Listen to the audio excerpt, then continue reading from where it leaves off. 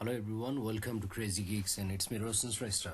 On today's session we'll be talking about what is inheritance and the types of inheritance. Inheritance is considered one of the most exciting attribute of object-oriented programming. So without any delay, let's begin writing the contents itself. Let's say there is one class named as class 1, inside which I'm populating some method, let's say void info1, and writing the statement like this is in class 1. Now let me copy and paste the class definition. This is class 2. Let's say there is void info2, this is in class 2. There are two classes ready. By the way, if you guys have some confusion regarding class and object concept, feel free to visit the earlier videos on class and object in object-oriented programming. And if you are still far behind on clicking that particular subscribe button, then make sure to press that one and hit the bell icon as well. Okay, let's continue. These are two classes under concern. Now I'm creating the object of class 1, let's say class 2, c2, then c2 dot info2, no problem. If we execute this program, the output is going to be this is in class 2. Nothing new on this part. I'm accessing the method under public of class 2 from obviously the object of class 2, which is c2 in this case. Now let's change the requirement a bit. My requirement is I need to call this particular function info1 from this particular part using c2.info1. Will I be able to execute this? No. Why? Because there is no member named info1 inside class 2. But we should be able to access this. This is where inheritance fits in. Inheritance means we'll be deriving a new class from existing on the class. This is class 1. We'll be deriving class 2 from class 1. For that we'll be using inheritance. That is, class 2 inherits public of class 1.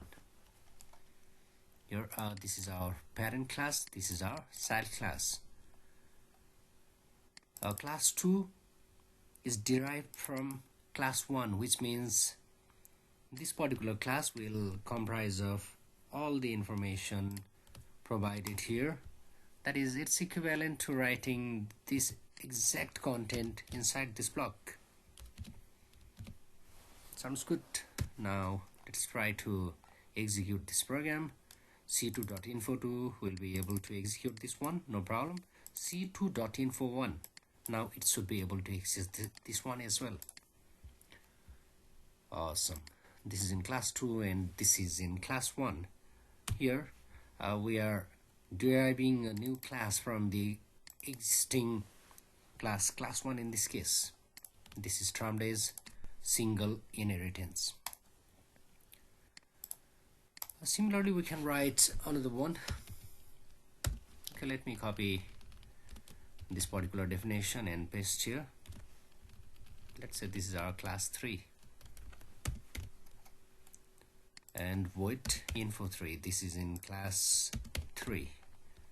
Earlier class 2 was inheriting from class 1 only. Now let's say it's inheriting the public of class 3 as well. Now the effect of this particular stuff would be class 2 will be comprising this particular information as well as information from class 1 as well as class 3. This is termed as multiple inheritance. That is, it's inheriting from multiple classes. The cumulative effect would be something like this one. Class 2 will be able to access whatever information it needs from class 1, 2 and 3.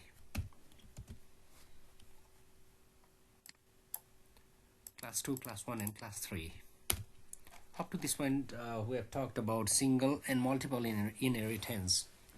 Single means we'll be deriving a new class from existing a single class.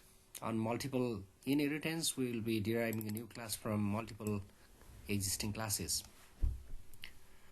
Now the third one is going to be what? Multi-level inheritance. That is, we'll be inheriting in level-wise manner. Class 2 inherits class 3. Okay. Class 2 is inheriting from class 3 and class 3 is being connected with class 1. So ultimately, class 2 should be able to access the contents inside class 3, and since there is connection between class 3 and class 1, there is connection between class 2 and class 1 as well. This is termed as multi-level inheritance. The cumulative effect again is going to be this particular object of class 2 is able to access all the information of these classes. Then there is another one named as hierarchical inheritance. Under hierarchical inheritance, what we do is we'll be making more than one child class or subclass from the parent class. Class 2 is inheriting class 1. Now we can do something like class 3. Let's make one object of class 3. Class 3, C3, then what?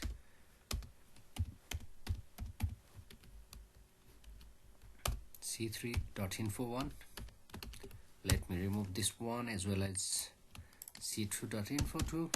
Here, class 3 as well as class 2 is inheriting from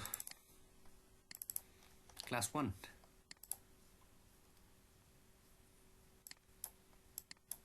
Now the takeaway factor here is for hierarchical inheritance to take place, there is going to be deriving of multiple child classes from existing parent class. You can add any number of classes here. Now another one is hybrid inheritance. Hybrid inheritance means this would be more than one type of inheritance. Let's make one class class 4.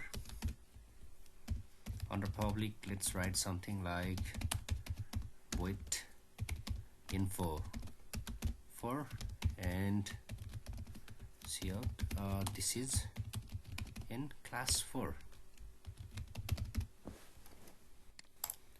Class 1, okay, class 4, 3, 2. You can rearrange it by writing something like class 1, class 2, class 3 and class 4. Class 3 is inheriting class 1. No problem. Here we can do something like class 2 inherits class 3, comma, public of class 4. Now C2 should be able to access, obviously it can access info2. I'm not going there. It can access C2.info3, again C2.info1, C2. All of these are available, right? Info4 and so on.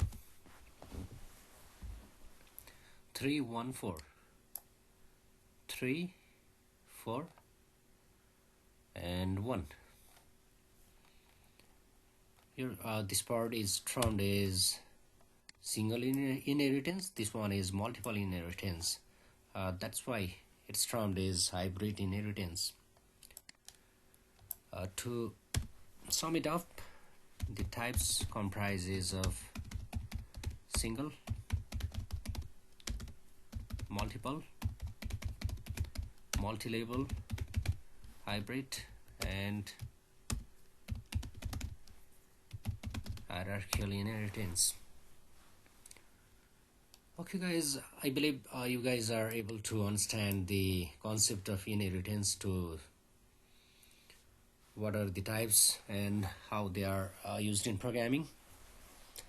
I believe it was very much fruitful session. If you need to provide your feedbacks, feel free to comment on the comment section and share these contents with your near and dear ones. At this point, if you guys still, I don't know why, but not hitting the subscribe option, then make sure to hit that option. I'll be catching you guys in next video with some more exciting stuff. Till then, have a nice time. Take care. Bye bye.